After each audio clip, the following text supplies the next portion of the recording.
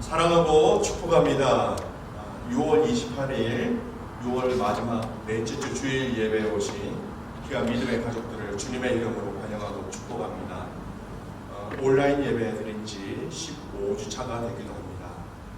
그럼 오늘 이 예배에 가장 소중한 것을 주님 앞에 드리는 그런 예배의 시간이 되기를 소원합니다. 우리의 마음, 우리의 정성, 우리 우선순위를 주님께 드림으로 말미암아 하나님의 임재하심을 마음껏 누리시는 은혜의 시간이 되기를 바랍니다. 요한복음 4장 23절에서 24절까지의 말씀입니다. 아버지께 참되게 예배하는 자들은 영과 진리로 예배할 때가 오라니 곧 이때라. 아버지께서는 자기에게 이렇게 예배하는 자들을 찾으시느니라. 하나님은 영이시니 예배하는 자가 영과 진리로 예배할지니라. 아멘. 다같이 일어나셔서 임재 찬양하시겠습니다.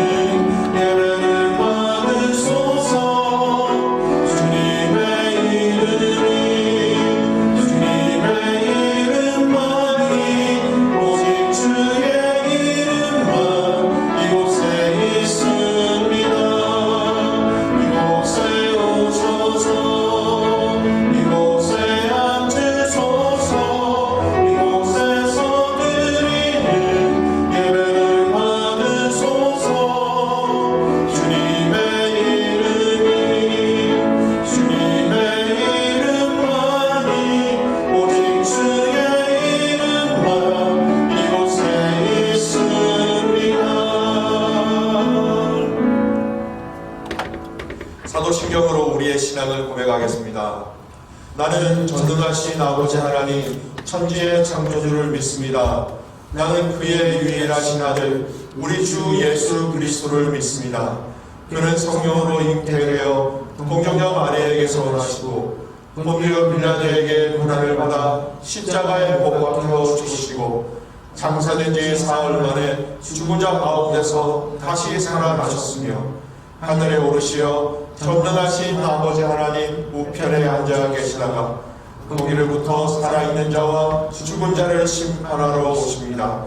나는 성령을 믿으며 거룩한 공교회와 성도의 교제와 죄를 용서받는 것과 몸의 부활과 영생을 믿습니다. 아멘.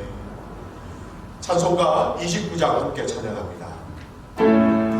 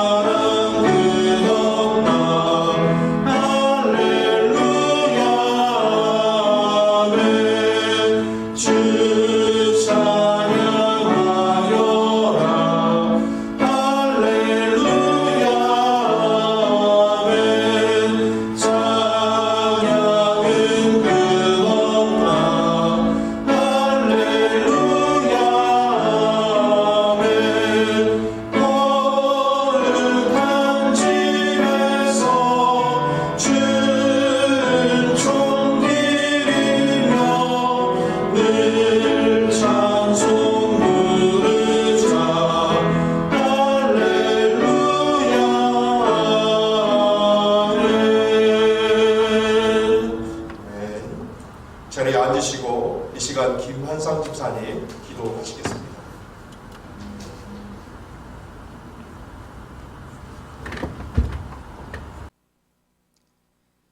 저희의 모든 것의 주인 되시고 사랑과 은혜가 풍성하신 하나님 아버지 감사합니다. 비록 한자리에 있진 않지만 하나님으로 하나 되어 이 귀한 온라인 예배를 드릴 수 있게 허락해 주셔서 너무나도 감사합니다. 익숙하지 않고 낯선 예배 방식으로 하나님께 예배 드린 지 벌써 3개월이 넘었습니다. 영적으로 지쳐있는 저희들도 있고 믿음의 생활이 소홀해진 저희들 또한 있습니다. 하나님, 이 격리된 시간이 하나님이 준비해 주신 회개의 시간인지로 믿습니다. 이 시간이 헛되지 않은 시간이 될 수 있게 도와주시옵고 영적인 시험의 시간이 참된 성장의 시간으로 바꿀 수 있는 저희들 될 수 있게 인도하여 주시옵소서. 하나님, 지금 코로나 사태로 저희가 생각지도 못한 현실 같지 않은 일들이 일어나고 있습니다. 전 세계가 눈에도 보이지 않은 작은 바이러스 때문에 큰 나라와 큰 세력들이 한순간에 주저앉고 말았습니다. 정말 하나님의 위대하심 앞에 작고 작아지는 저의 모습을 보며 모든 것을 내려놓고 회개드립니다. 너무나도 당연히 여겼던 것들이 이제는 당연하지 않은 것들로 바뀌었습니다. 가족들과의 모임, 저희들의 일자리, 교회 식구들과의 교제, 그리고 교회에서 드리는 예배, 모든 것이 예전 같지 않게 되었습니다. 저희들뿐만 아니라 온 나라들에게 주신 시험엔 하나님의 준비된 뜻이 있다고 믿습니다.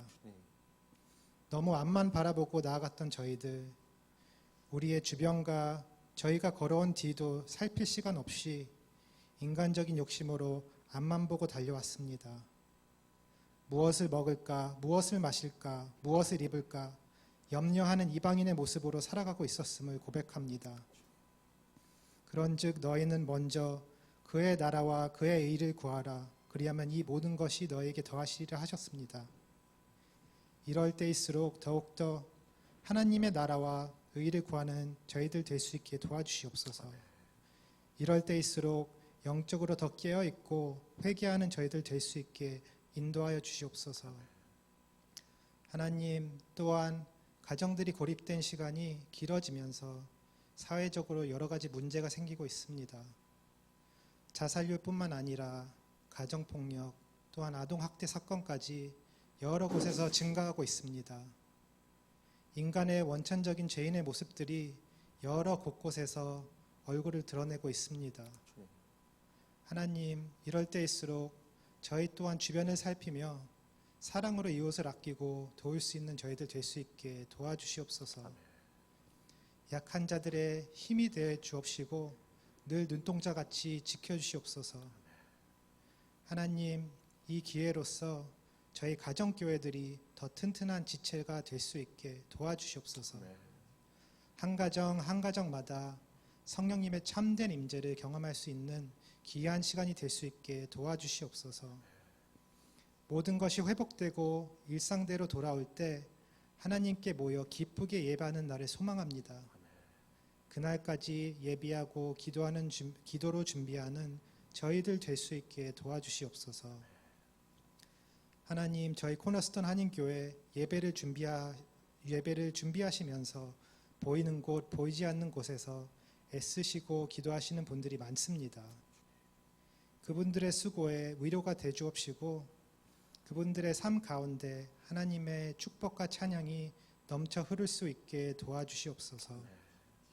성령님, 이 시간에 김영을 목사님과 또 예배를 이끄시는 세 분의 전도사님들의 마음과 입술을 움직여 주셔서 지금 여러 곳곳에서 예배드리는 가정마다 귀가 열리고 마음이 움직이는 온전한 예배 시간이 될 수 있게 도와주시옵소서. 저희 아이들 또한 방해받지 않고 예배와 말씀에 전념하는 시간이 될 수 있게 도와주시옵소서. 아무것도 염려하지 말고 다만 모든 일에 기도와 간구로 너희 구할 것을 감사함으로 하나님께 아뢰라 하셨습니다. 온전한 예배 주님 앞에 올리며 이 모든 말씀 저희에겐 피난처시요 힘이 되신 주 예수 그리스도 이름으로 감사하며 기도드렸습니다. 아멘.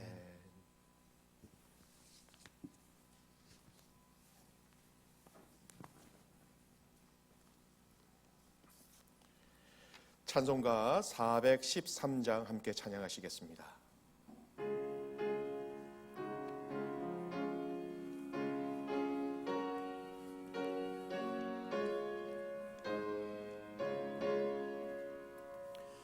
내 평생에 가는 길 순탄하여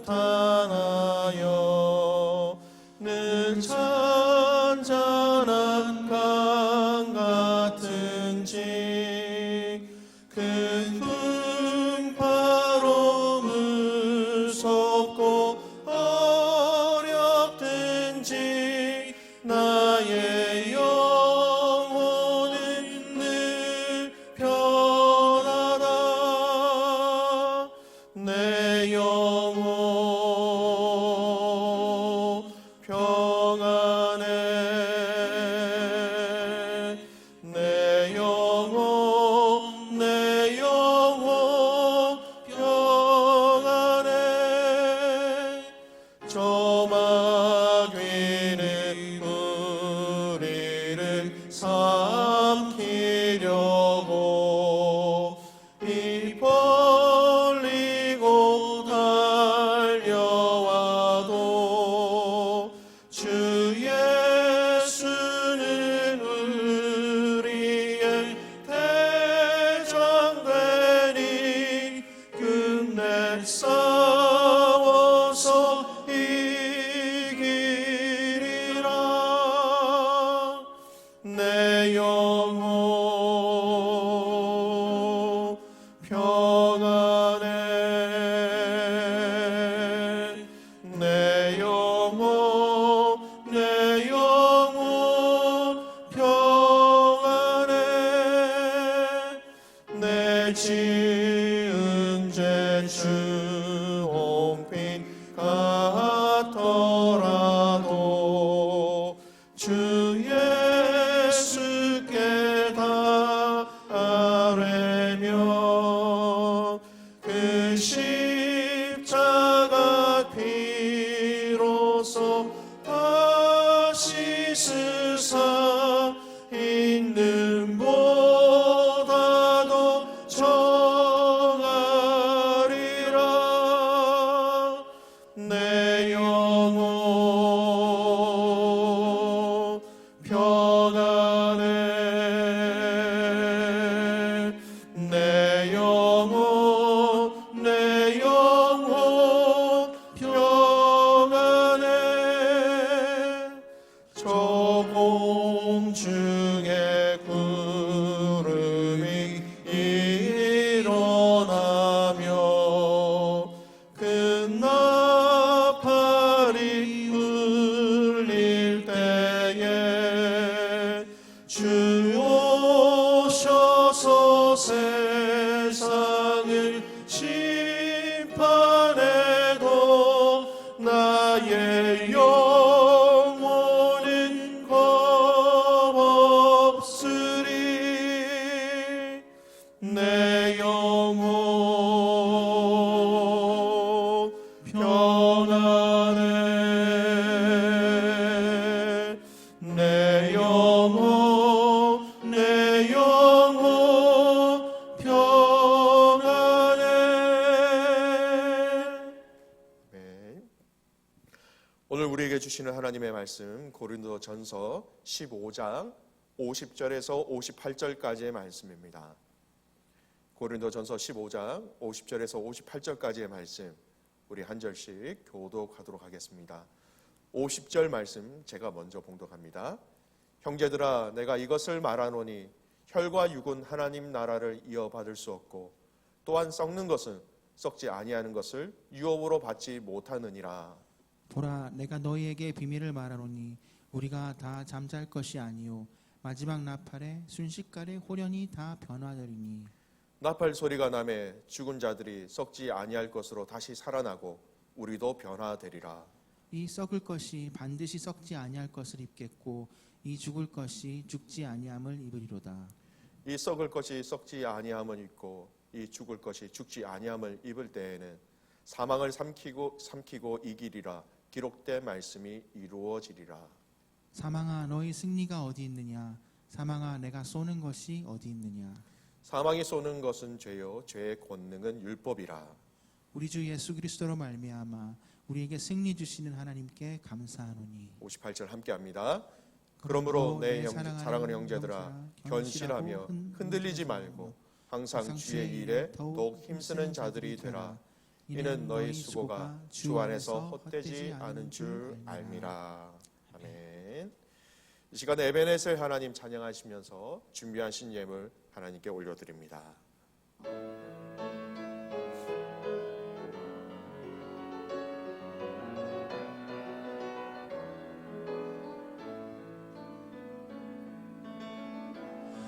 감사하신 하나님 에베네셀 하나님 살아계신 하나님 에베네셀 하나님 여기까지 인도하셨네. 감사하신 하나님 여기까지 인도하셨네. 살아계신 하나님 감사하신 하나님 에베네셀 하나님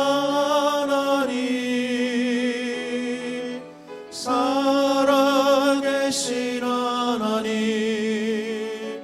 에베네셀 하나님 감사하신 하나님 에베네셀 하나님 살아계신 하나님 에베네셀 하나님 장래에도 인도하시니 감사하신 하나님 장래에도 인도하시니 살아계신 하나님 감사하신 하나님 에베네셀 하나님 살아계신 하나님 에베네셀 하나님. 기도하겠습니다. 참 좋으신 하나님 아버지 감사를 드립니다. 지난 한 주간 저희들을 돌보아 주시고 지키시고 인도하여 주셔서 하나님 주의 품 안에 거하게 하셨다가 오늘 우리를 이 예배의 자리로 불러주신 하나님의 은혜에 감사를 드립니다. 온 마음과 온 정성을 다하여 주님 앞에 드려지는 예배가 되기를 간절히 소원하오니 성령 하나님 이 시간 좌정하여 주시옵소서.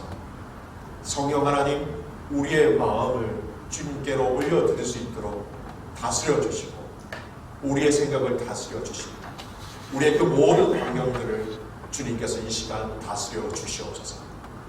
하나님 가정에서 비록 예배를 드리고 있지만 그 자리가 주님의 임재하신 자리인 것을 알게 하시고 하나님 그 가정마다 이 주님의 임재하심으로 거룩한 가정, 거룩한 예배가 될 수 있도록 은혜로 임하여 주시옵소서. 귀한 물질을 주님 앞에 올려드렸습니다. 주님 함량하여 주시고 기쁘게 받아주시고 하나님 나라와 의를 오늘 이 시간을 통해서 맛보는 저희들 되게 하옵소서. 성령 하나님 오늘 지혜영 계시영으로 함께하여 주셔서 보게 하시고 듣게 하시고 깨닫게 하시고 그렇게 살아가게 하여 주시옵소서. 행하실 그 주님을 신뢰하며 살아계시는 예수님의 이름으로 기도드리옵나이다. 아멘.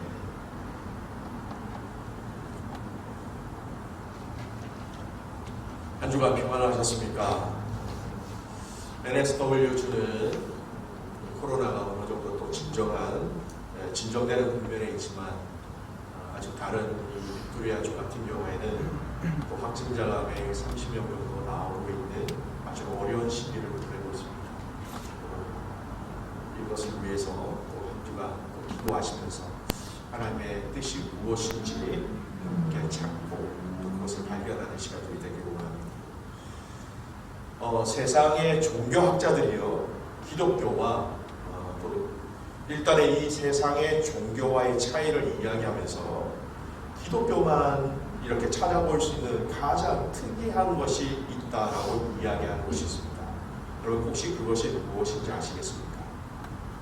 네, 부활이라고 합니다. 부활. 세상의 종교 중에서는요, 이 부활을 비슷하게 따르는 종교도 있지요. 그 아류 중에 하나가 윤회라는 것이 있습니다. 다음 세상에서 지금 내가 살아가고 있는 이 세상의 업보대로 잘 살아가면 잘 살아갈수록 귀한 사람으로, 못 살아갔으면 죄를 많이 지었으면 낮은 사람으로, 아니면 동물로 하는 여러 잡다한 것으로 태어난다라는 그들의 시각이죠. 여러분 이것은 부활이 아닙니다. 윤회, 그들의 종교적인 단어로 설명한다면 카르마, 한국말로 얘기하면 업보라고 얘기합니다. 많은 세상의 종교학자들이 이 예수님의 부활, 더더욱더 중요한 것은요, 이 독특하고 유일하다고 인정하는 것은 이 예수님의 부활을 믿는 믿음의 성도들에게도 이 부활을 허락하셨다라는 것은 세상의 다른 종교에서 찾아보기 힘든 유일한 내용이다라고 이렇게 인정을 하고 있습니다.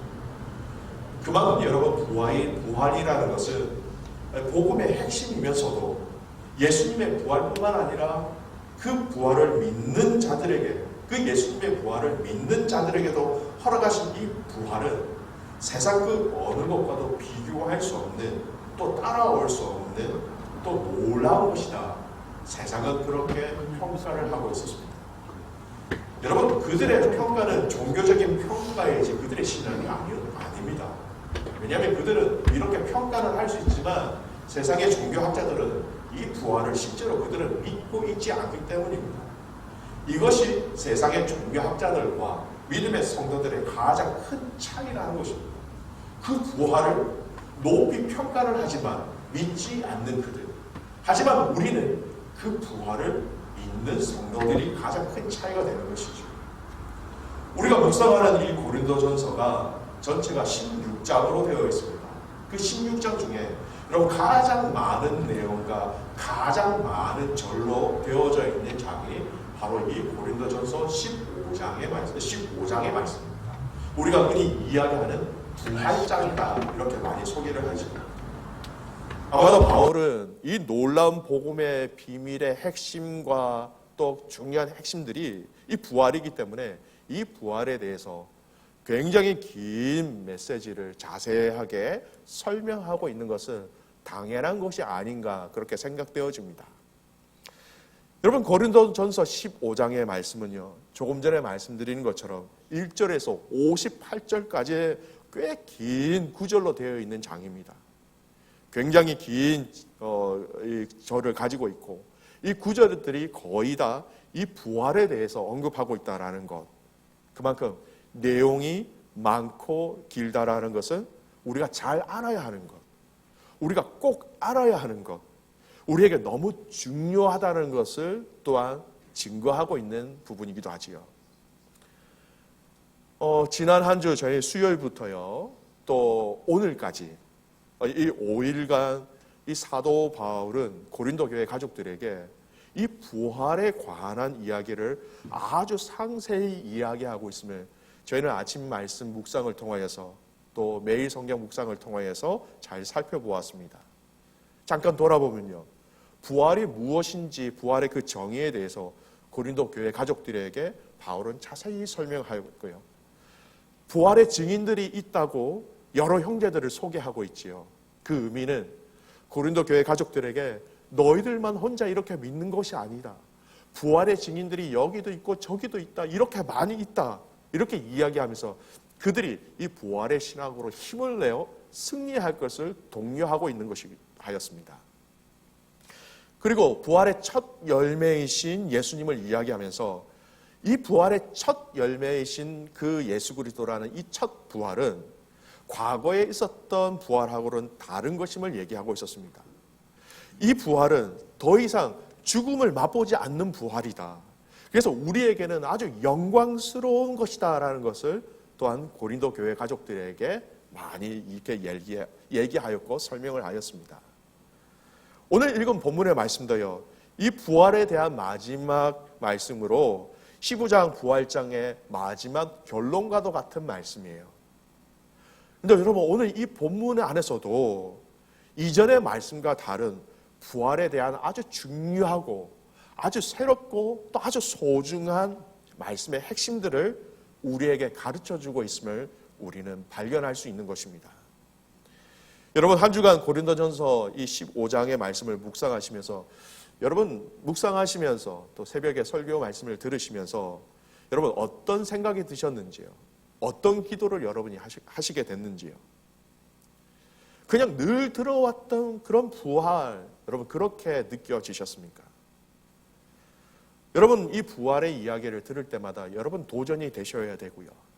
이 부활에 대한 이야기를 들을 때마다 여러분 우리는 이 부활을 기대할 수 있어야 하는데, 오늘 이 시대를 살아가고 있는 많은 크리스찬들이 이 부활에 대한 기대감이 너무나 낮다라는 것입니다. 이 부활에 대한 소중함을, 또 이 부활이 가지고 있는 그 의미와 그 능력들을 너무 알지 못하고 살아가는 것이 많이 있는 것이지요. 오늘 저희들이 오늘 이 말씀을 통하여서 이 결론적인 이 부활장 15장의 마지막의 결론 이 말씀을 통하여서 우리가 진짜 무엇을 바라보고 신앙생활을 해야 하는가, 또는 우리가 어떻게 살아가야 하는가라는 말씀을 명확하게 뚜렷하게 잘 보여주는 말씀이기도 합니다. 여러분, 부활이 지금 나의 신앙생활에 어떻게 역할을 하고 있으며 어떤 관련이 있는지, 그리고 이 부활 신앙이 내가 지금 어떤 신앙을 살아가야 하는지를 분명하게 발견하는, 또 발견하셔야 된다라는 것이죠. 여러분, 오늘 이 시간 이 15장의 결론의 말씀을 통하여서 저와 여러분이 부활을 통하여서, 이 부활의 신앙을 통하여서 무엇을 바라보고 어떻게 살아가야 하는가, 성경이 말씀하시는 그 정답을 발견하고 깨닫고 또 깨달은 그 말씀대로 살아갈 수 있는 귀한 믿음의 가족들 되시기를 주님의 이름으로 축복합니다. 믿음의 사람들에게 허락하신 부활, 여러분 이 부활은요 단순한 부활이 아니라는 것입니다. 이 부활 안에는 엄청나게 놀라운 하나님 나라의 비밀이 함께 속해 있다는 것을 우리는 발견하게 될 것입니다. 오늘 본문에서 말씀하시는 부활이 가지고 있는 이 첫 번째 의미는요, 부활은 바로 하나님 나라로 들어가기 위해서 꼭 필요한 과정이라는 것입니다. 하나님 나라를 이어받기 위해서 이 부활은 우리에게 꼭 있어야 된다는 것입니다. 50절 말씀과 52절 말씀을 여러분 보시기 바랍니다. 제가 읽겠습니다. 형제들아, 내가 이것을 말하노니 혈과 육은 하나님 나라를 이어받을 수 없고 또한 썩는 것은 썩지 아니하는 것을 유업으로 받지 못하느니라. 52절입니다. 나팔 소리가 나매 죽은 자들이 썩지 아니할 것으로 다시 살아나고 우리도 변화되리라. 여러분, 이 부활이 바로 하나님 나라를 이어받게 되는 과정에 꼭 필요한 것으로 성경은 말씀하고 있습니다. 하나님 나라, 그것을 오늘 본문의 말씀은 유업이라고 얘기하죠. 썩지 아니한 것으로 얘기하고 있습니다. 여러분, 하나님 나라의 특징이 무엇입니까? 영원한 것이지요. 영원한 것에 거할 수 있다는 것은 여러분 그 안에 있는 것도 영원한 것이 되어야 되는 것입니다. 그러니까 하나님 나라의 그 영원함에 우리가 들어가기 위해서는 우리도 여러분 자격이 되어야 되는데, 영원하다는 자격이 되어야 그 하나님 나라에 가서 저희들이 거할 수 있게 되는 것이지요. 천국이라는 영원한 것에 거할 수 있으려면 여러분 자격은 영원한 것이 되어야 합니다. 여러분 상상을 해보십시오. 영원한 그 천국에 영원하지 않은 것이 있다고 할 때에 여러분 천국이 영원하다라는 그 정의를 여러분 훼손시키게 된다는 것을 우리는 깨닫게 됩니다. 그래서 여러분 이 부활은 우리를 그 부활의 몸, 썩지 아니할 것으로 다시 살아나게 하고 변화시키는 것으로 그것을 통하여서 하나님 나라를 받는 유업으로 먼저 부활을 우리에게 허락하신 것이죠. 여러분 하나님 나라 또는 천국을 한번 생각해 보십시오. 여러분 예수님이 이 땅에 오셔서 이 천국, 이 하나님 나라를 우리에게 얼마나 많이 알리시고 전달하시기 위해서 힘쓰고 애쓰셨는지 아십니까? 예수님이 세례를 받으시고 난 후에 공생의 첫 사역의 첫 메시지로 선포하신 말씀이 여러분 어떤 말씀이신지 아세요? 회개하라, 천국이 가까이 왔느니라, 이런 말씀하셨습니다. 첫 센텐스 안에 천국을 얘기하고 계신 것이에요. 여러분 마태복음만 살펴봐도요, 마태복음 안에 천국이라는 단어가 36번이나 나오고요, 또 이 마태복음 안에는 정말 많은 비유가 있는데 그 비유의 3분의 2가 바로 천국에 대한 비유셨습니다. 이 천국에 대한 비유를 예수님께서 계속해서 하나님 나라는 이런 것이다 계속해서 우리에게 말씀해 주신 것이죠. 우리에게 이 천국, 이 하나님 나라에 대해서 알리시기 위하여서, 여러분 조금 긴 여러 구절인데요, 직접 우리 눈으로 한번 확인하면서 살펴보았으면 좋겠습니다. 여러분 같이 한번 말씀을 보고 읽으셨으면 좋겠어요. 마태복음부터 쭉 이어나갈 건데요, 마태복음 안에서 예수님이 말씀하신 천국이 이렇게 많이 자세하게 비유로 말씀하셨다는 것을 우리가 직접 눈으로 확인한 다음에 이 부활의 내용을 연결시켜 보았으면 좋겠습니다. 마태복음 5장 3절 말씀입니다. 같이 읽겠습니다. 심령이 가난한 자는 복이 있나니 천국이 그들의 것임이요. 마태복음 5장 10절 말씀. 의를 위하여 박해를 받는 자는 복이 있나니 천국이 그들의 것임이라. 마태복음 13장 44절 말씀. 천국은 마치 밭에 감추인 보화와 같으니 사람이 이를 발견한 후 숨겨두고 기뻐하며 돌아가서 자기의 소유를 다 팔아 그 밭을 사느니라. 마태복음 13장 45절 말씀. 또 천국은 마치 좋은 진주를 구하는 장사와 같으니. 마태복음 13장 47절. 또 천국은 마치 바다에 치고 각종 물고기를 모으는 그물과 같으니. 마태복음 18장 4절입니다. 그러므로 누구든지 이 어린 아이와 같이 자기를 낮추는 사람이 천국에서 큰 자니라. 마태복음 18장 23절 말씀이에요. 그러므로 천국은 그 종들과 결산하려 하던 어떤 임금과 같으니. 마태복음 20장 1절 말씀입니다. 천국은 마치 품꾼을 얻어 포도원에 들여보내려고 이른 아침에 나간 집 주인과 같으니. 마지막 마태복음 22장 2절 말씀입니다. 천국은 마치 자기 아들을 위하여 혼인잔치를 베푼 어떤 임금과 같으니.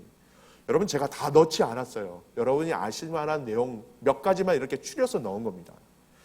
지금 마태복음 안에서 여러분 예수님께서 지금 말씀하시고 또 약속하신 이 천국 하나님 나라를 예수님께서 우리에게 주시기 위해서 이렇게 많은 비유와 이렇게 많은 말씀을 하셨는데, 이렇게 말씀하신 것은 바로 이 천국을 그냥 소개만 한 것이 아니라 이 천국을 우리의 것으로, 오늘 본문의 말씀은 우리가 유업으로 받기 위하여서 우리에게 주시기 위하여서 이렇게 언급하셨다는 것이죠. 그래서 이 천국을 우리에게 주시기 위하여서 먼저 선행되어야 될 것이 바로 부활이다라고 말씀하고 계신 거예요. 썩지 아니하는 영원한 것을 받을 자격이 있도록 썩지 아니하는 것으로 부활하고 썩지 아니한 것으로 우리를 변화시켜 주시는 것이 바로 부활이라는 것입니다. 여러분 예수님은 우리의 구원을 위하여서 우리의 죄를 사하시기 위하여서 이 땅에 죽으러 오셨고, 여러분 성경대로 죽으셨고 또 성경대로 부활하셨지요. 이 부활로 인하여서 우리에게 허락하신 것은 바로 영원히 썩지 아니할 그 천국에서 우리도 영원히 썩지 아니할 하나님의 백성으로서 하나님의 자녀로서 우리를 영원토록 살기 위하여 오셨다는 것입니다. 그래서 여러분 부활 생각하면 이 하나님 나라 천국을 같이 생각하실 수 있어야 하는 것이지요. 여러분, 오늘 이 본문에서는요, 조금 더 자세하게 얘기합니다. 부활이라는 것은요, 죽은 자의 부활만 얘기하는 것이 아닙니다. 부활의 구체적인 사항을 알 수 있는 구절이 있지요. 재림하실 때에, 주님이 다시 오실 때에 먼저 죽은 자와 또 죽지 않고 그 재림을 맞이할 자들에 대해서 일어날 변화에 대해서 오늘 52절 말씀은 이렇게 얘기합니다. 제가 읽어드릴게요. 나팔 소리가 나매 죽은 자들이 썩지 아니할 것으로 다시 살아나고 우리도 변화되리라. 나팔 소리가 무엇입니까? 계시록에 나오는 예수님의 재림을 알리는 나팔 소리이지요. 그 재림의 때라는 것입니다. 이때 죽은 자들이 썩지 아니할 것으로 다시 살아난다라고 이야기합니다. 우리가 계속해서 말했던 또 언급했던 것이죠. 또 한 가지 눈여겨봐야 될 영역이 뭐냐면 우리는이라고 얘기하면서 사도 바울이 자기 자신과 더불어 고린도 교회 가족들을 우리라고 얘기합니다. 왜냐하면 아직 죽지 않았기 때문에. 아직 죽지 않은 상황 속에서 예수님이 오신다면이라는 가정이 여기 이 말에 들어가 있는 것이지요. 죽지 않는 사람들은 변할 것이다. 썩지 아니할 것으로 변할 것이다 라고 얘기합니다. 그래서 여러분, 고린도 15장에 나오는 이 말씀으로 부활을 엄밀하게 정의를 내린다면 죽은 자들이 썩지 아니할 것으로 다시 부활하는 것이 부활이고요. 또 죽지 않은 자들이 썩지 아니할 것으로 변한 것도 부활의 큰 카테고리 안에 들어간다라는 것입니다. 죽은 자들이 썩지 아니할 것으로 다시 살아나는 것, 그리고 산 자들은 썩지 아니할 것으로 변화되는 것, 바로 하나님 나라를 유업으로 받을 수 있도록 썩지 아니한 영원한 존재로 우리를 그렇게 세워주시는 것입니다.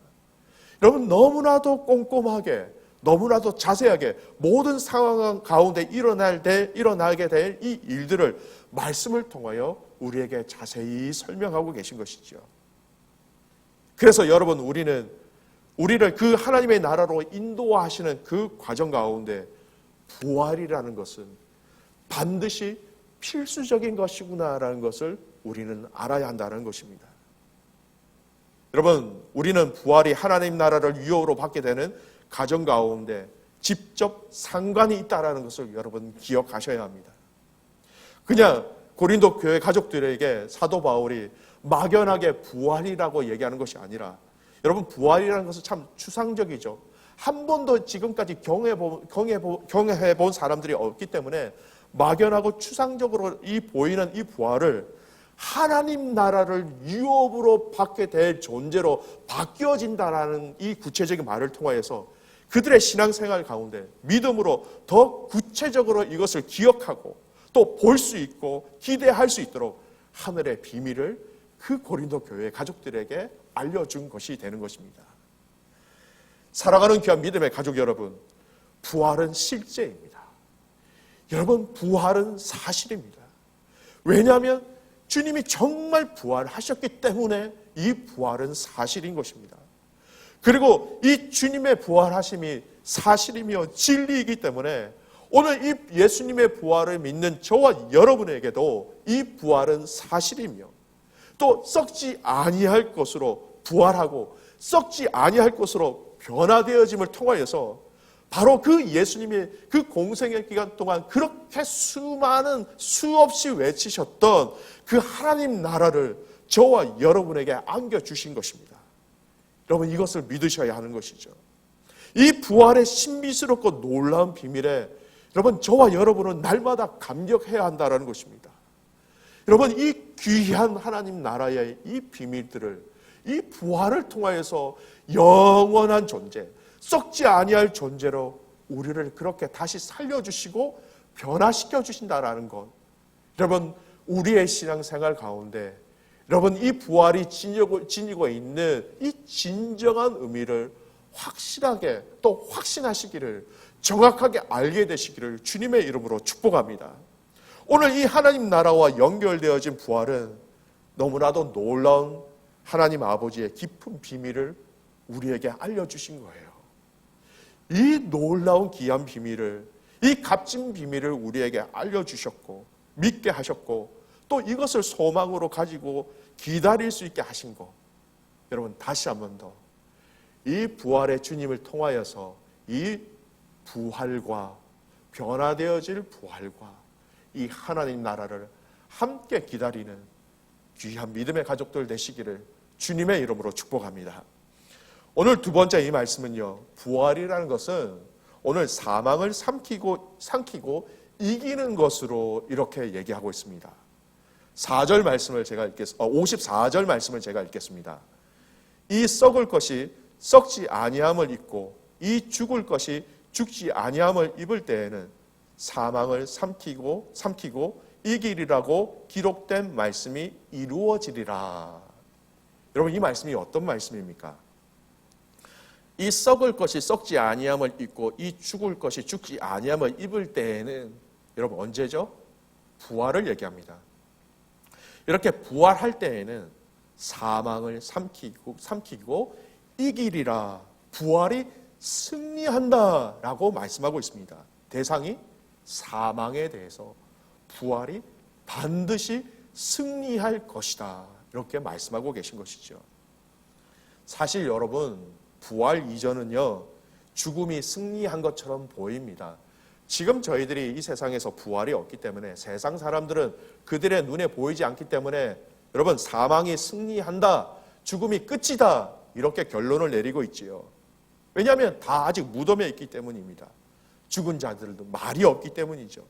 패한 것처럼 여러분 보일 수는 있습니다. 하지만 저와 여러분은 이것이 끝이 아니다라는 것을 아셔야 합니다.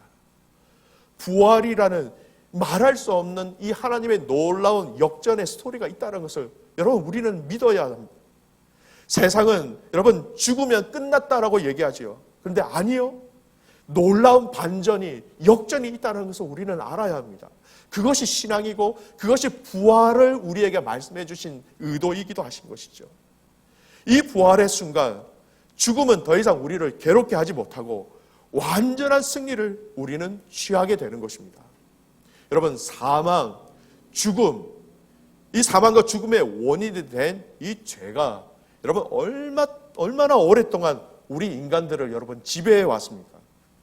아담과 하와가 범죄한 이래로 인간은 인간의 힘으로 도저히 해결할 수 없는 이 죄의 문제, 또 이 죄의 문제로 인하여서 또 야기되어진 질병의 문제, 고통의 문제, 또 죽음의 문제, 도저히 해결할 수 없는 문제였습니다. 여러분 질병으로 이 땅에서 우리가 고통받는 거 다 죄의 문제 때문이었습니다. 죄 때문에 질병이 들어왔으니까요. 우리 마음의 우울증, 불안, 공황장애 다 죄로 인한 결과이죠. 그리고 그것의 결과는 결국 사망, 죽음에 이르게 한다라는 것입니다. 그런데 부활은 이제 이 죽음과 더 이상 상관이 없다라는 것을 공식적으로 이루어진다는 것입니다. 개인적으로 저의 그 목사 안수를 받고 교구 사역을 한 그 첫 해에 저 개인적으로는 참 잊을 수 없는 일이 있었습니다. 잠깐 제 이야기를 좀 할까 합니다. 그때 당시에 제가 맡은 교구 가족들이 한 500명 정도 되는 가족이었어요. 너무 인원이 많았기 때문에 우리 여전우사님 두 분께서 함께 도와주셔서 그 500명의 성도들을 이렇게 목양할 수 있도록 기회를 제가 받았습니다. 근데 그 해 첫 해에 제가 맡은 그 500명 정도 되는 그 교구에 장례가 11번 났어요. 여러분 한 교회에서 11번이 아니라 제가 맡은 교구에서 장례가 11번입니다. 굉장히 많이 일어난 것입니다. 여러분 아시는 것처럼 또 한국은 장례 문화가 굉장히 중요하기 때문에 교회 가족들의 직계 가족들이 소천을 하면 밤을 새워서라도 여러분 장례식장에 찾아가서 조문을 하고 위로 예배를 드리고 하는 것이죠. 아마 그 해 이래저래 따지면 한 4, 50번은 그렇게 장례를 집례하고 또 장례식장에 가서 위로 예배를 드리고 그렇게 했던 것 같습니다. 너무 많이 장례를 참석하고 집례를 하다 보니까 저도 모르게 이 죽음에 대한 것에 대해서 참 많은 고민을 하였던 그 한 해였던 것 같습니다. 무언가 말할 수 없는 부담감, 그리고 죽음으로 인하여서 힘들어하고 슬퍼하는 가족들을 보는데 그것이 저도 모르게 저 안에 좀 영향력을 주었던 것 같아요. 죽음에 대한 두려움은 아니었지만 죽음에 대한 이 무거움이 은근히 사역을 하는 목사인데도 불구하고 제 마음 한켠에 있었던 것이죠. 근데 이것을 한 방에 한 사건을 통해서 싹 깨끗하게 지워주신 사건이 하나 있었습니다. 그 사건을 잠깐 말씀해 드리고 싶어요. 한 노 권사님이 계셨습니다. 나이가 꽤 오래 드셨기 때문에 이제 노환으로 인하여서 이제 임종 예배를 드려야 할 상황이 되었습니다. 가지고 계신 지병도 조금 있으셨기 때문에 호흡을 제대로 하지 못하신 그 권사님과 함께 마지막 임종 예배를 드리고 참 어렵게 대화를 나누는 그 과정 속에 목사인 저에게 그 권사님이 하신 이 말씀을 통하여서 성도의 죽음이 이렇게 아름다운 것이구나. 성도의 죽음이 이렇게 멋진 것이구나. 성도의 죽음이 복음을 알릴 수 있는구나 라는 것을 생생하게 경험한 적이 있습니다. 그 권사님이 마지막 임종을 앞두고 참 어렵게 입술을 떠시면서 저에게 하신 말씀이 있어요. 그 권사님의 말씀입니다. 기억을 되살려서요. 이런 내용이었던 것 같아요. 목사님, 저는 곧 육신의 장막을 벗게 될 것 같은데 너무 기다려집니다. 아픔도 없고 고통도 없고 이제는 정말 하나님 나라 주님의 품에 영원토록 행복하게 지내고 싶어요. 먼저 가서 기다릴 거니까 목사님도 목회 잘 감당하시고 따라오세요. 목사님도 승리하세요. 전심을 다하여서 온 힘을 다하셔서 꽤 오랜 시간 동안 조금씩 저에게 건네신 그 말씀이 아직도 귓가에 생생합니다. 근데 그 말씀을 하시는데요. 고통 중에 계신 그 권사님.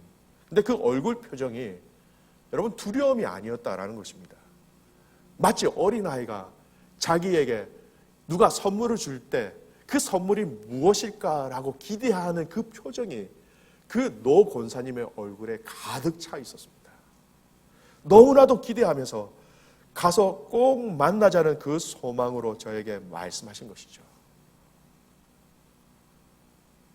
그 전까지 한 번도 경험하지 못한 그 마음의 평강이 제 안에 부어지는데요. 이루 말할 수 없는 감격과 감사의 시간이었습니다. 참 많은 감사의 눈물을 흘렸던 것 같아요. 그 평강을 함께 제가 누릴 수 있었던 것 같습니다. 그 병실에 나오면서 제가 혼잣말로 이렇게 얘기했던 것 같아요. 하나님, 나도 저렇게 가게 해주십시오. 하나님, 나도 저렇게 마지막 말을 저 말로 할 수 있도록, 저렇게 살아갈 수 있도록 하나님 그렇게 살아가게 해주십시오. 저는 개인적으로 확신하는 것은 그 노 권사님의 고백은 바로 이 사망, 죽음이라는 이 문제 앞에서 장차 부활로 누리게 될 그 승리를 먼저 당겨서 미리 선포하신 선포라고 저는 확신합니다. 미리 그 승리를 선포하신 것이지요. 한 가지 더 스토리를 말씀해 드리고 싶습니다. 금요일 남성들이 줌으로 모여서 기도회를 하는데요. 남성 기도 모임에 한 장례식장에 참석하신 우리 교회 가족들의 그 경험을 제가 들었는데요. 동일한 내용입니다. 여러분에게 좀 권하고 싶어요. 알려드리고 싶습니다. 천국의 소망, 부활에 대한 확신을 가진 한 권사님이 계셨어요. 그런데 자기의 삶이 얼마 남지 아니하셨다는 것을 아셨죠. 부활에 대한, 천국에 대한 확신이 있으셨기 때문에 자신의 장례를 앞에 두고 자신의 장례식을 이렇게 해달라고 요청하셨는데, 이 요청하신 내용을 살펴보면 참 많은 것들을 우리가 생각하게 하는 것 같습니다. 그 권사님의 요청이에요. 내가 좋은 곳에 가니까 검은색 옷 입고 오지 말고 밝은색 옷을 입고 장례식에 참석해라고. 세상은 우울하고 침울하고 애도의 표시를 표하기 위해서 검은 옷을 입고 많이 오지요. 권사님은 나는 좋은 곳에 가는데 왜 검은 옷을 입고 오냐? 나는 밝은 옷을 입고 오라. 그렇게 부탁하셨다고 합니다. 또 나는 좋은 곳에 가니까, 나는 정말 좋은 곳에 가니까 요즘 세상 사람들이 하는 그 헌화할 때 국화로 하지 말고 장미꽃으로 해달라고 부탁을 하셨다고 그래요. 좋은 일이기 때문에. 그리고 내가 먼저 좋은 곳에 가기 때문에 좋은 곳에 먼저 가는 내가 한턱 쏴야지 하면서 그 장례식에 오신 분들을 위해서 식사 대접 비용을 미리 마련하셔서 미리 맡겨두셨다라는 거예요. 그리고 마지막에 저도 이것은 몇 번 경험하지 못한 내용인데요. 이 가정도 그렇게 하셨더라고요. 그 장례가 다 마치고 난 다음에 이제 취토하고 헌화하는 시간이 있지요. 무덤을 파는 곳에 관을 다 하관하고 나서 가족들이 돌아가면서 흙을 붓고 또 함께 하신 가족들이 꽃을 그 관 위로 떨어뜨리죠. 그것을 다 하고 난 다음에 가족들만 따로 모인 거예요. 그리고 그 가족들이 그 장례하는 그 하관 앞에서 여러분 할렐루야를 외쳤다라는 거예요. 여러분 장례식장에서 할렐루야를 외칠 수 있는 가정은 여러분 생각보다 그렇게 많지 않아요. 부활에 대한, 천국에 대한 확신이 있기에 가능한 것입니다. 사망한 것 같지만 여러분 사망한 것이 아니라는 거예요. 그 장례 또한 부활의 그 승리를 미리 당겨서 선포한 마치 승리의 세레모니의 시간이었다라는 것입니다. 저와 여러분이 이 땅에 살아가는 동안 주님을 뵐 수 있으면 참 좋겠지요. 뵐 수 없으면 우리는 죽어서 뵙겠지요. 저와 여러분의 마지막 그 순간에 여러분 이와 같은 확신이 있기를 주님의 이름으로 축복합니다. 이런 은혜가 있기를 소원합니다. 저와 여러분의 그 장례 가운데, 그 죽음 가운데 그것이 우리가 누리게 될 그 승리를 선포하는 그런 시간이 되기를 소원합니다. 죽음이라는 것에 짓눌러 있는 우리의 인생이지요. 진정으로, 참으로 승리하게 하시는 것, 바로 약속하신 부활 때문인 것입니다. 55절 말씀입니다. 55절 말씀 한번 같이 읽겠습니다. 사망아 너희 승리가 어디 있느냐? 사망아 내가 쏘는 것이 어디 있느냐? 바울이 이 부활에 대한 승리를 이야기하면서 55절 말씀은 사망아 너의 승리가 어디 있느냐? 사망아 내가 쏘는 것이 어디 있느냐라고 얘기합니다. 승리를 선포하는 건데요. 이런 거예요. 사망아 네가 얘기한 승리가 도대체 어디 있느냐? 네가 쏘는 것, 여러분 찌르고 괴롭히다라는 의미예요. 그런 것이 도대체 어디 있느냐? 그 위세당당했던 사망, 네가 가지고 있는 그 파워, 그 힘들이, 그 무기들이 지금 다 어디 갔느냐? 여러분 이 사망아 너희 쏘는 것이 어디 있느냐 이 말씀은요. 여러분 승리하면서 기뻐하면서 패잔병들에게 승리를 외치면서 부르는 고백이 바로 이런 고백이에요. 승리한 사람들이 승리의 쾌제를 부르면서 고백하는 그 5조로 55절 말씀, 그렇게 우리가 얘기해야 하는 것입니다. 그 오랫동안 이 땅에 인생 오랫동안 죄로 인하여서 또 아픔으로 인하여서 고통으로 인하여서 또 이 죽음이라는 것이 우리를 죽이는 것처럼 보였지만 부활한 이후에 사망아 네가 한 것이 어디 있느냐? 사망아 너의 힘이 어디 있느냐? 우리는 이렇게 부활했노라. 이렇게 승리를 외치고 있는 것입니다.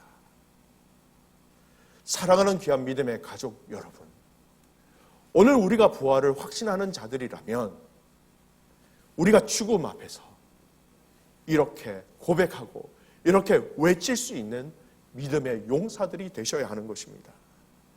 세상에 별 영향가 없는 이 세상에 중요하다고 생각하는 그 일에 여러분의 모든 가치를 그것에 다 쏟아붓지 않기를 원합니다. 그것이 아니라 전쟁 가운데 우리가 마땅히 꼭 승리해야 돼. 결코 져서는 안 될 전쟁이 여러분 바로 이 전쟁이라는 것을 기억하시기 바랍니다. 이 예수 그리스도의 부활로 인한 또 이 믿음을 통하여서 이 사망 가운데 승리를 선포하는 것이 최종 우리의 승리가 되어야 하는 것이고, 이 승리의 기쁨은 여러분 코너스톤 한인교회 모든 가족들은 한 명도 빠짐없이 이 승리 외침 가운데 이 승리의 외침이 여러분들의 외침이 되셔야 하는 것입니다. 마지막으로 고린도전서 15장 부활장의 내용은 이 부활의 비밀을 알고 승리하고 아는 이 성도들이 이 땅에서 어떻게 살아가야 하는가라는 것으로 결론을 내리고 있습니다. 58절 말씀인데요. 이 말씀은 같이 한번 읽도록 하겠습니다. 함께합니다. 그러므로 내 사랑하는 형제들아, 견실하며 흔들리지 말고 항상 주의 일에 더욱 힘쓰는 자들이 되라.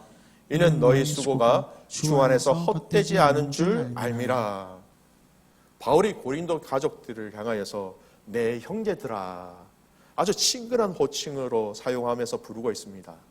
그리고 부활신앙의 근거에서 현재 너희들이 어떻게 살아가야 하는가 고민하는 것이죠. 영적 아위로서 또 바울의 그 책임이 있는 그 모습, 그 따뜻한 모습을 좀 느낄 수 있는 구절인 것 같습니다. 너희들이 이렇게 살아가야지. 견실하여 흔들리지 말라라고 얘기하고 있고요. 두 번째, 주의 일에 더욱 힘쓰라고 얘기하고 있습니다. 오늘 저는 여러분 이 바울이 얘기한 견실하여 흔들리지 말라라는 이 말씀에 포커스를 좀 맞추고 싶습니다. 왜냐하면 여러분 견실하고 흔들리지 말아야 주의 일에 힘쓸 수 있으니까요. 내가 흔들리는데, 내가 연약한데 어떻게 주의 일에 힘쓸 수 있겠습니까?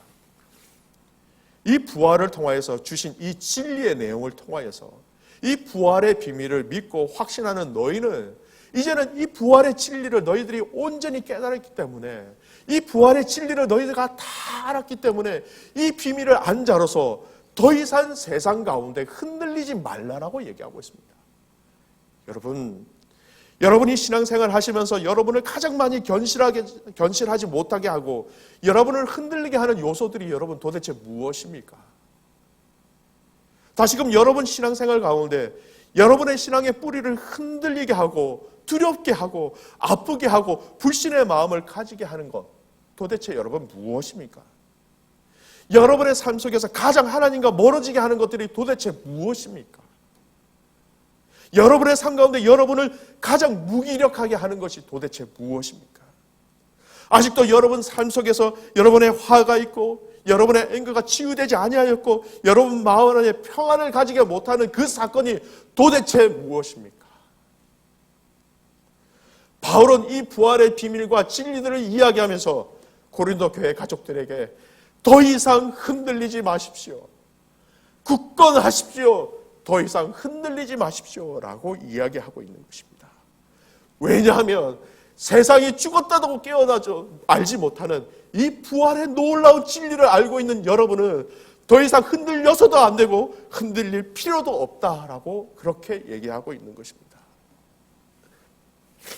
여러분, 우리는 예수 그리스도의 복음의 가장 놀라운 비밀을 알고 깨달은 자들입니다.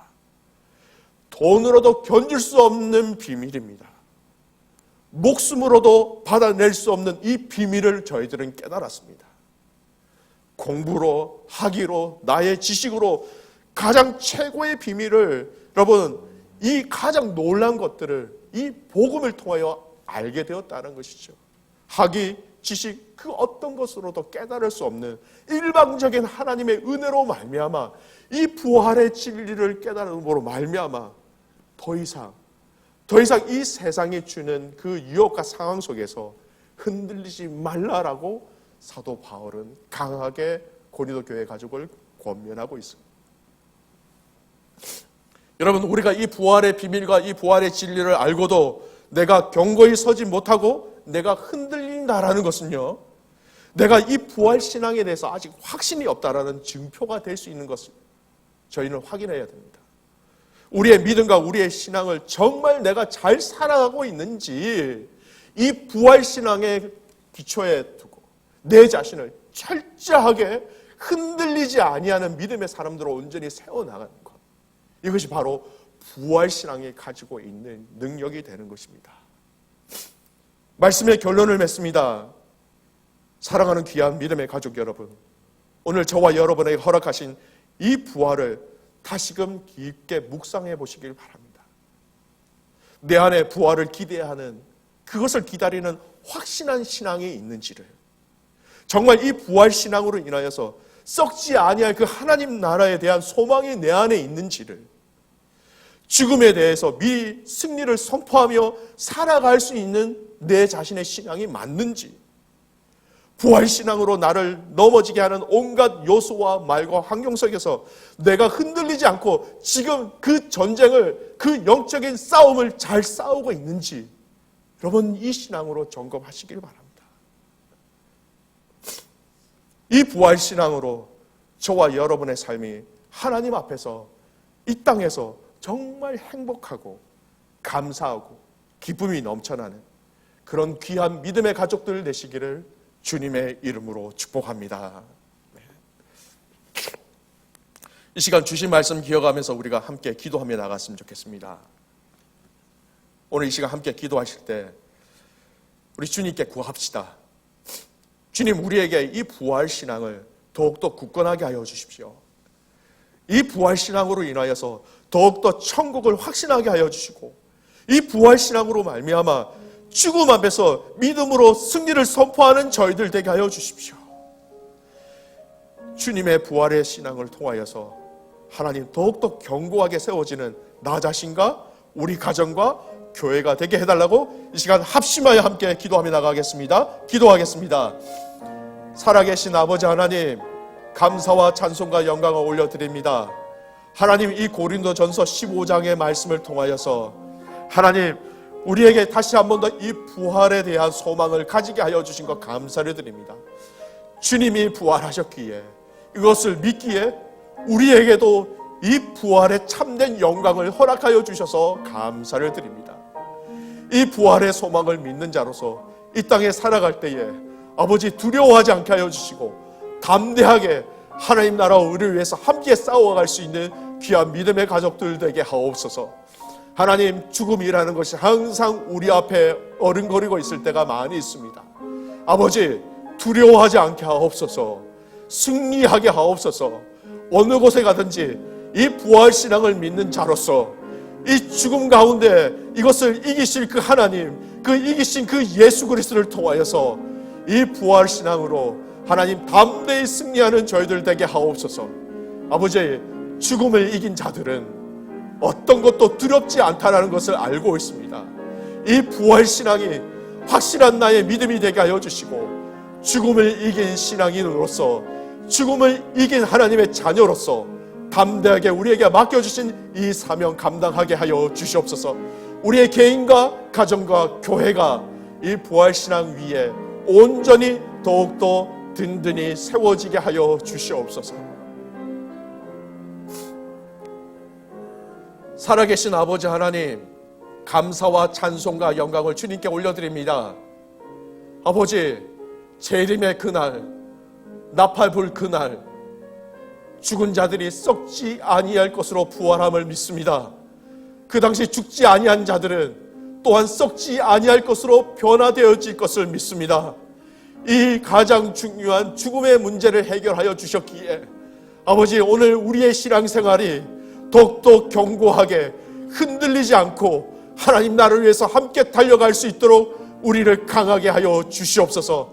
세상 사람들이, 세상의 일들이, 세상의 문제들이, 또한 우리가 가지고 있는 여러 가지 질병과 아픔들이 우리를 어렵게 한다 할지라도 이것이 끝이 아닌 우리의 최종 승리가 하나님께 있음을 저희들이 알므로 말미암아 하나님 감사하며 승리하며 담대히 살아가게 하여 주시옵소서.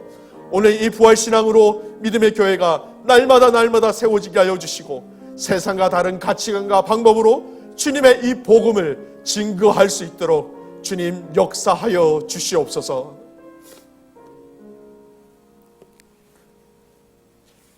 살아계신 아버지 하나님, 감사와 찬송과 영광을 주님께 올려드립니다.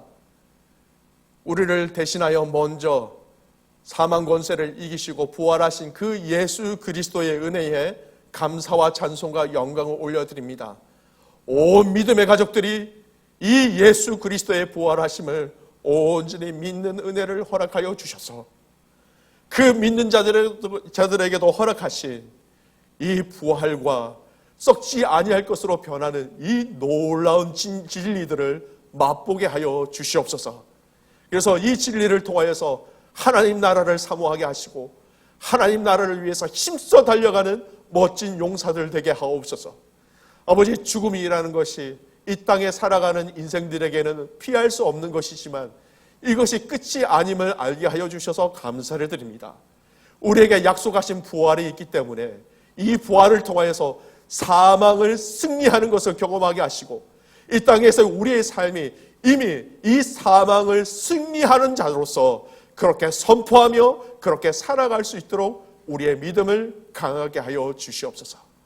아버지 하나님, 우리의 한 주간의 이 삶 속에서 부활의 주님으로 말미암아 감사와 기쁨과 즐거움으로 살아가는 귀한 인생들 되기를 간절히 소원하옵고, 지금은 우리 주 예수 그리스도의 은혜와 하나님 아버지의 무한하신 사랑하심과 성령의 위로 교통 인도 충만하여 주심이 오늘 부활의 주님을 믿고 의지하고 확신하는 사랑하는 귀한 믿음의 성도들 머리 위에 지금부터 영원토록 함께 있을지어다. 아멘.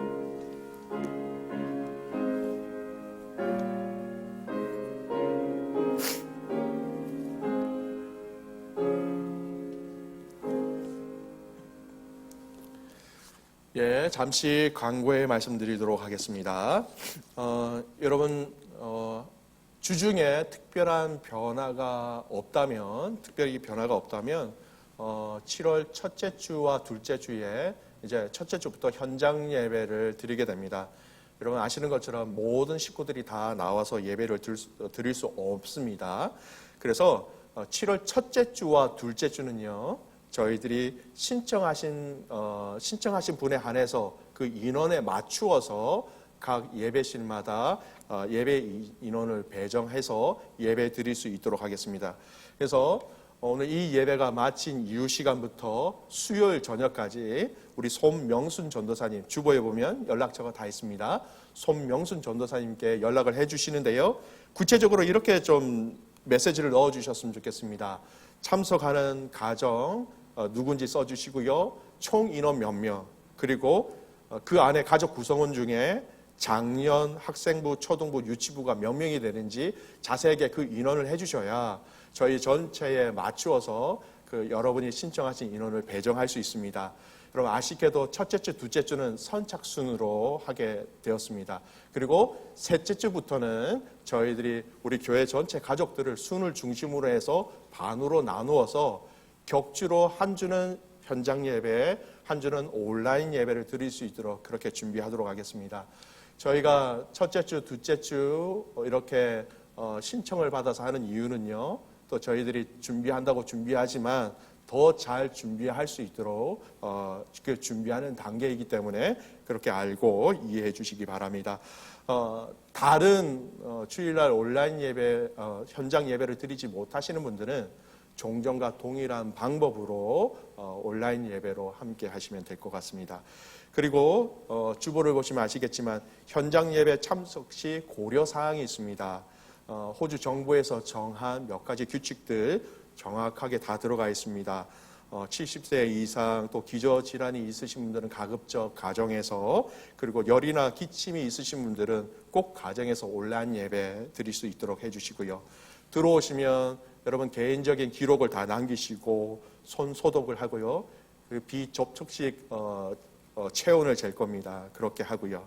또 개인적으로 가정에서 마스크를 좀 준비해 오셔서 마스크를 가지고 오시는 걸로 했으면 좋겠습니다. 그래서 교회에서도 좀 준비를 하지만 서로의 안전을 위해서 그렇게 해주셨으면 좋겠습니다. 들어오실 때 헌금은 헌금함에 넣으시고 온라인 예배로 드리시는 분들은 온라인으로 헌금을 드리시면 됩니다.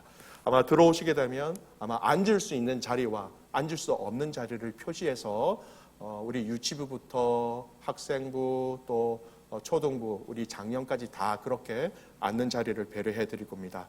아시는 것처럼 식사 이후에 나눔과 예배 이후에 식사와 나눔의 시간은 없다라는 것을 아시고 참고해 주시기 바랍니다. 여러분 이제 첫째 주부터 현장 예배가 시작되어지는데요. 이 예배를 위해서 한 주간 여러분 집중하셔서 중보 기도해 주시기 바랍니다. 파킹랑 신방에 대해서 조금 광고 말씀 좀 드리겠습니다. 제가 지난주는 개인적으로 이렇게 감기가 좀 많이 들어서 지난주에는 감기로 인하여서 신방을 하지 못하였습니다.